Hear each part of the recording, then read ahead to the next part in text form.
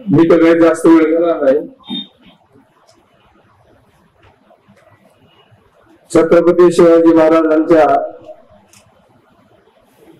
Doctor Babasaheb आंबेडकरांच्या शाहू फुले आंबेडकरांच्या विचारसरणीच्या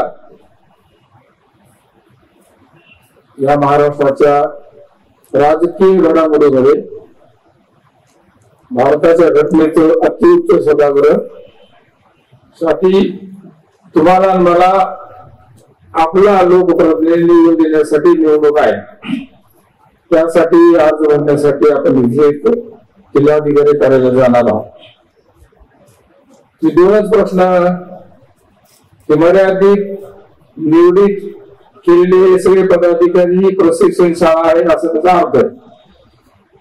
संख्या किती जमवता येते, संख्या जमा करण्याचे अनेक प्रयोग आहेत.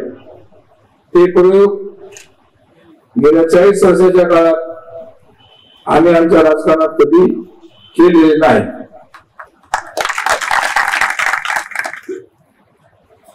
परभणी जिल्हा हा तुम्ही आता म्हणता अपक्ष या जिल्ह्यात असलेले सध्याचे उमेदवार पक्ष हे सगळे अपक्ष उमेदवार आहेत.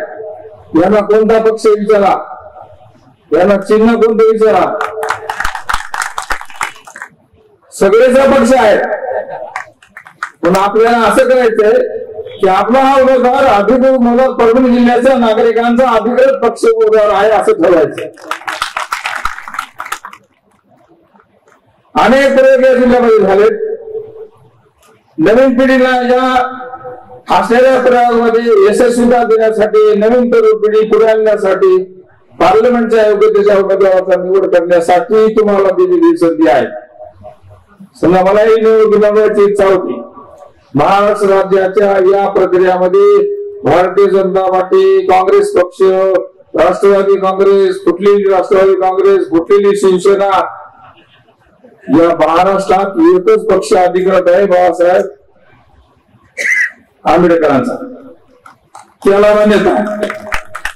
त्यांनी मला विनंती केली की तुम्ही आमच्याकडून प्रतिनिधी स्वरूप स्वीकाराल का. मग आम्ही सामूहिक निर्णय घेऊ आणि आमच्या जिल्ह्यामध्ये सगळ्या सामूहिक पुरोगामी विचारसरणीचा परभणी जिल्हा आहे. या जिल्ह्याचा पहिला खासदार तुम्हाला माहित नसला तो पुरोगामीचा विचार शेतकरी कामगार पक्षाचा खासदार होता, काँग्रेसचा नव्हता.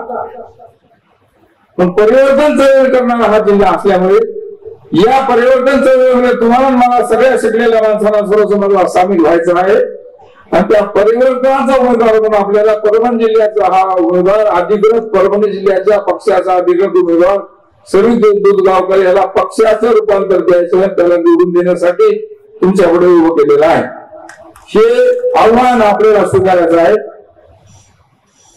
मी सगळ्या पक्षांच्या पदाधिकारी भेटलो, मुख्यमंत्र्याला भेटलो, उपमुख्यमंत्र्याला भेटलो, भाजपला भेटलो, गडकरी साहेबांना भेटलो, अमुकाला भेटलो, चमुकाला भेटलो. या जिल्ह्यात पक्षाला एका मुलाला भेटू शकत नाही.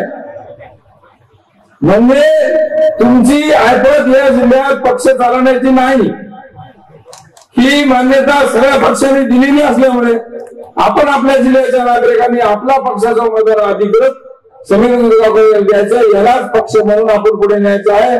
हाच पक्ष महाराष्ट्रात मनाबद्ध होण्याची आपली नांदी आहे. त्यासाठी आपण मी इच्छुक उमेदवार होतो होतो, पण पार्लमेंटला उमेदवार कसा असावा. आता पार्लमेंटचं स्पेलिंग तरी या माणसांना लिहिता येईल. भारताच्या सर्व पक्षांना मी दोष देतो. भारतीय जनता पार्टीला देतो, काँग्रेसला देतो. ज्याला शिक्षण येत नाही, ज्या काळात शिक्षण नव्हतं तेव्हा कोणाला उमेदवारी समाजाची दिली जात होती, ते समाजाचे नेते होते. डॉक्टर बाबासाहेब आंबेडकर बॅरिस्टर होते, त्यांनी घडवून आलेली अभ्यास केला म्हणून ते नेतृत्व दिलेला. मग पार्लमेंटच्या त्या प्रक्रियेमध्ये आता सुशील माणसं असताना एकही पक्षाने नॉन मॅट्रिक 8वी 10वी तुम्ही उमेदवाराची यादी बघा. भारतीय जनता पक्षाचे उमेदवाराची यादी बघा, काँग्रेस उमेदवाराची यादी बघा. ते मॅट्रिकच्या खाली सगळे उमेदवार आहेत. हे पार्लमेंटमध्ये प्रश्न मांडणार तरी कसे. तुम्हाला पार्लमेंट शब्दाचा व्याख्या इंग्रजीमध्ये पार्लमेंटचं स्पेलिंग येत नाही असे माणसं तिथे पाठवलं, त्याच्याकडून काय अपेक्षा करू शकता? व्यक्तिगत टीका नाही. मग सगळ्या पक्षांनी उमेदवार निवडीमध्ये शिकलेल्या माणसावरती अन्याय केलेला आहे, म्हणून सुद्धा उमेदवारी दाखल करण्याची प्रक्रिया आम्ही स्वीकारलेली आहे. 6 तालुक्यात मतदारसंघ तुम्हाला माहिती का? कुठे? पैठणचं आपेगाव, इकडे माळेगाव, तिकडे बुलढाण्याच्या जवळ नेर शिवली 250 किलोमीटर. या मतदारसंघात जायचं असेल तेव्हा इलेक्ट्रॉनिक मीडियाच्या थ्रू आणि कालावधी प्रचाराचा कमी असल्यामुळे आपल्याला हे सगळं तथ्य प्रत्येकाला आपण उमेदवार म्हणून समजायचं आहे. आणि त्यामध्ये भागीदारीचे सर्व पक्षांचे आता आरक्षणाचे प्रश्न हा समितीने मागितला, हा पार्लमेंटचा सब्जेक्ट कॉन्स्टिट्युशनल प्रॉब्लेम आहे, घटनात्मक दुरुस्तीचा प्रश्न आहे. घटनात्मक दुरुस्तीचा प्रश्न जर सभागृहात मांडणारा उमेदवार नसेल तर त्याला मतदान करून काय उपयोग? कसं काय तुम्हाला आरक्षण मिळू शकेल? की ज्याला घटना समजत नाही, मांडताच येत नाही, त्याला पाठवून तरी काय उपयोग आपल्याला? म्हणून त्या योग्यतेचा उमेदवार म्हणून समीर दुधगावकरला आपण तिथे पाठवण्याचे ठरवलेले आहे. आपण सगळ्यांनी म्हणून त्यांना यशस्वी करूया. आणि परभणी जिल्ह्यात जगात जर्मनी हिंदुस्थान परभणी हे जे वाक्य आहे, सुज्ञतेचं वाक्य आहे, दुरुस्तीचं वाक्य आहे. हा डाव्या विचाराचा परभणी जिल्हा आहे. इथे कष्ट करणाऱ्या, विचार करणाऱ्या, सामाजिक काम करणाऱ्या माणसांना लोक मतदान देण्याची विचारसरणीची त्याचे आपण सगळे सुपुत्र आहोत. आपलं जीन ते आहे, त्या जीनला साधीर राहून आपण आता इथं सर्व समाजाची माणसं आहे. वंचित आघाडीचा आपल्याला पाठिंबा आहे, मुस्लिम समाज आपल्याला. आता मी 2009 निवडून आलो, एकच वाक्य, मुसलमान बाणाला मतदान देत नाही, पण गणेशराव दुधगावकर बाणाला प्लस होते. कसं काय होते?